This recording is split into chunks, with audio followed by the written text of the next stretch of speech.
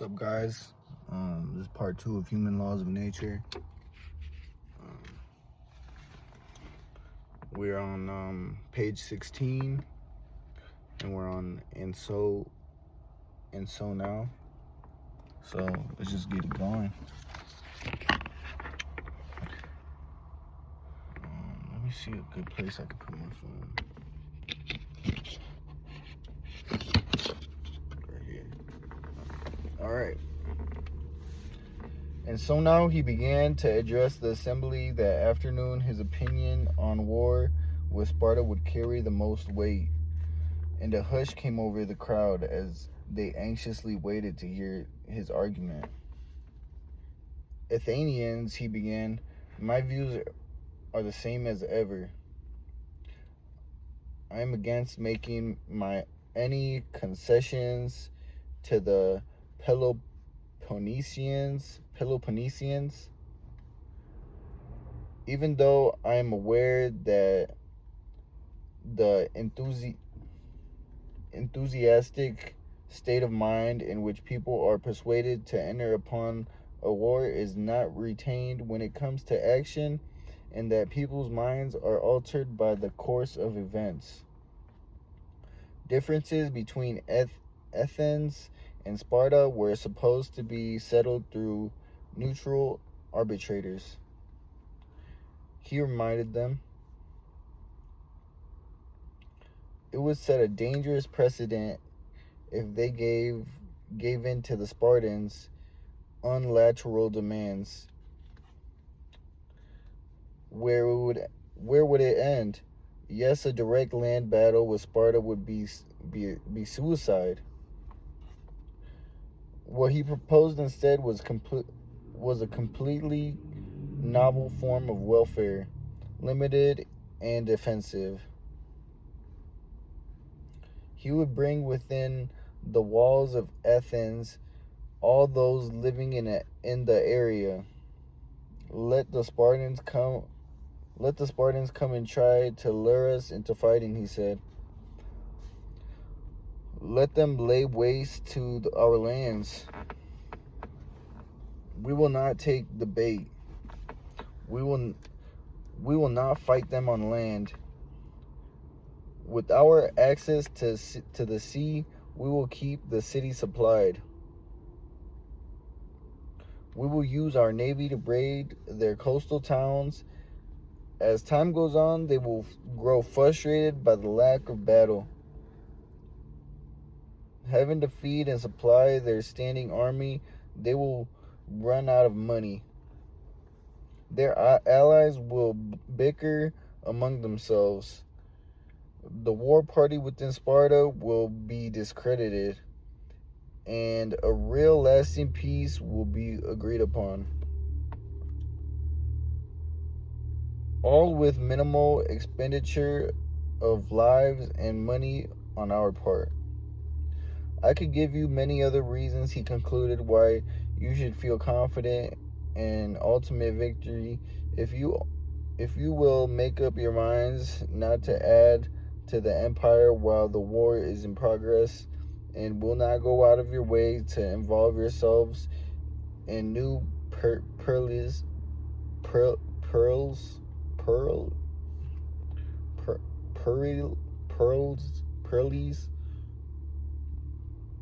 I don't know what that word is.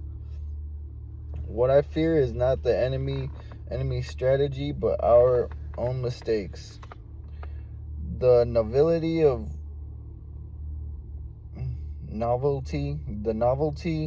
of what he was proposing aroused great debate.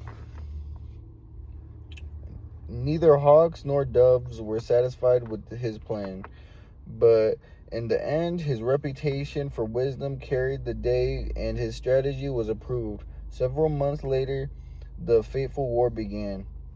In the beginning, all did not proceed as Pericles and envisioned. The Spartans and their allies did not grow frustrated as the war dragged on, but only bolder. The Athenians were the ones to become discouraged. seeing their lands destroyed without retaliation, but Pericles believed that his plan could not fail as long as the Athenians remained patient.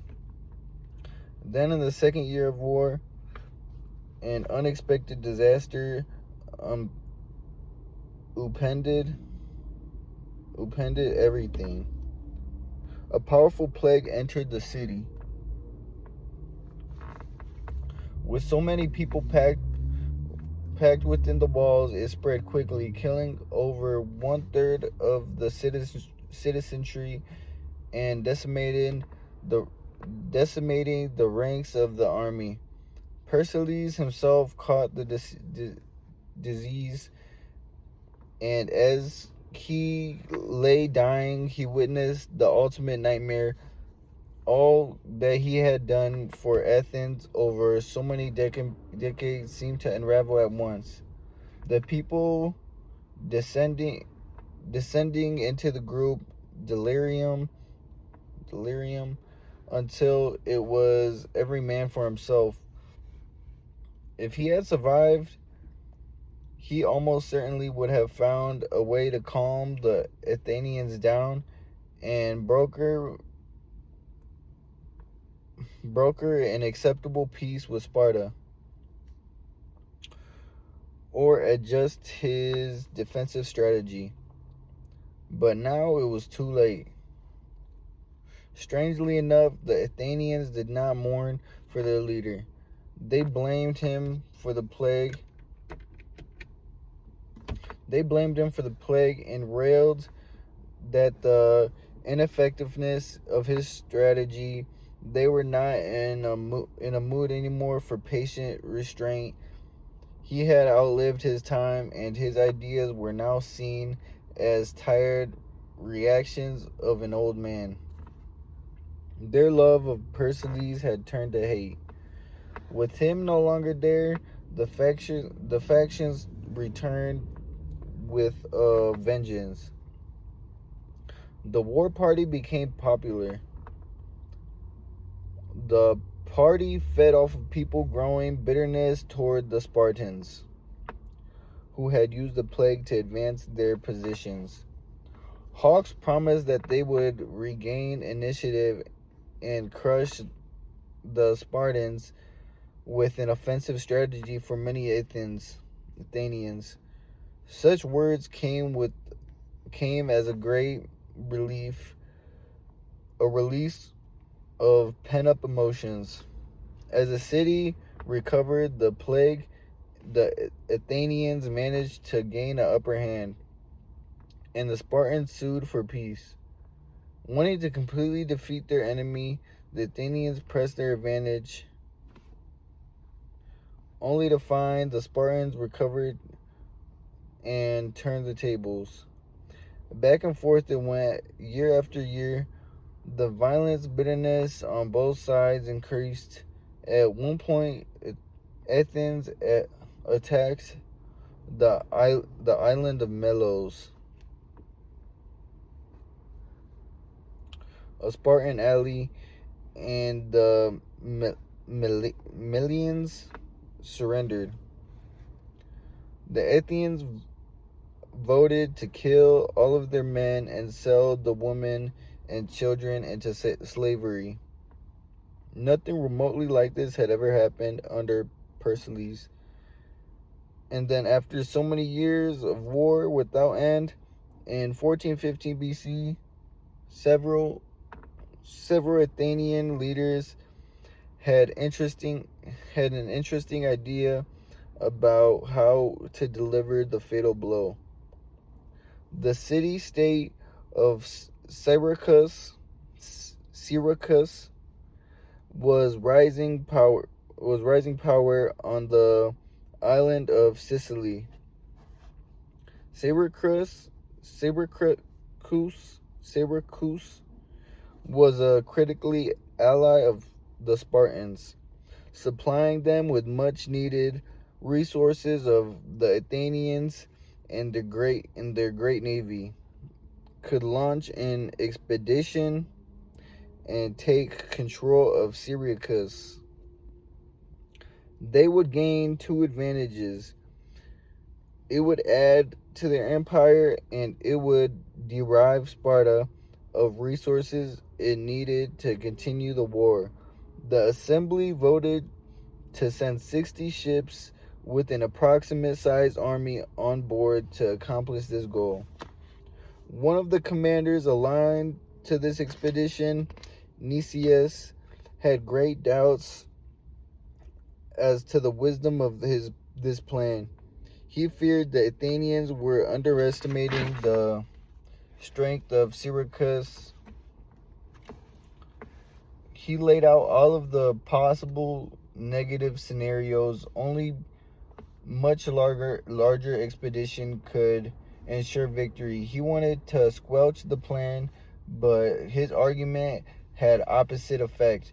If a larger expedition was necessary, then that was what they could send. 100 ships and double the number of soldiers. The Athenians smelled victory in this strategy, and nothing would deter them. In the ensuing days, Athenians of all ages could be seen in the streets drawing maps of Sicily, dreaming of riches that would pour into Athenians and final humiliation of the Spartans. The day of the launching of the ships turned into a great holiday and the most awe-inspiring spectacle that they had ever seen. An enormous armada filling the harbor as far as the eye could see. As far as the eye could see. The ships, beautifully decorated, the soldiers glistening to their armor, crowding the decks. It was a dazzling display of wealth and power of Athens. As months went by, the Athenians desperately sought news of the expedition.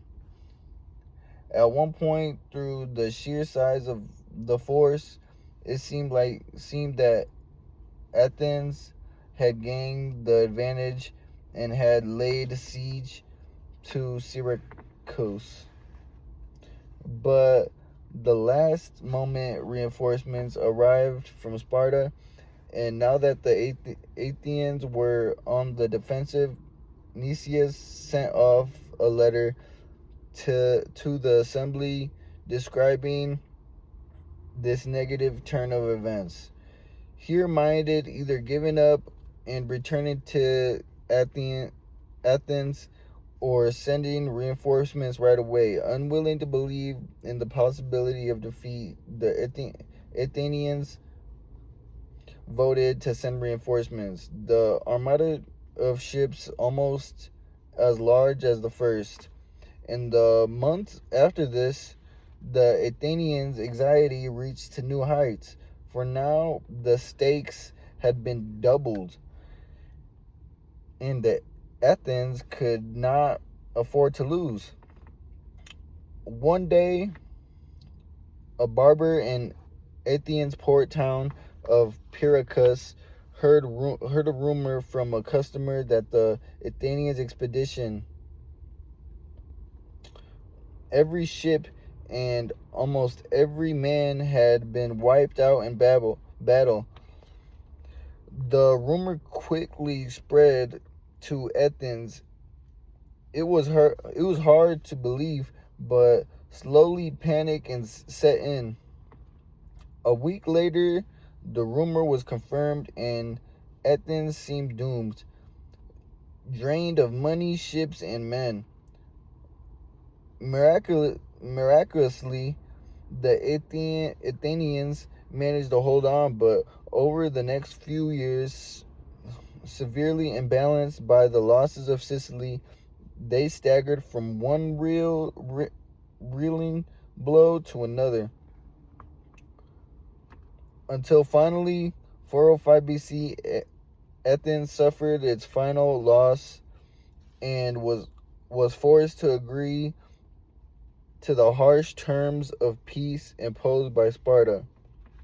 Their years of glory, their great democratic empire, the Parcelian Golden Age, were now and forever over.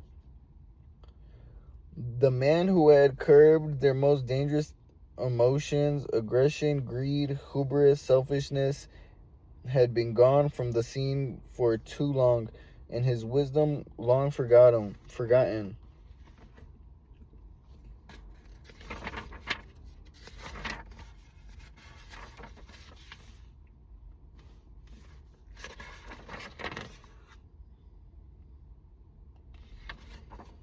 All right, we're gonna do that. Then we're gonna the next thing is gonna be the interpretation.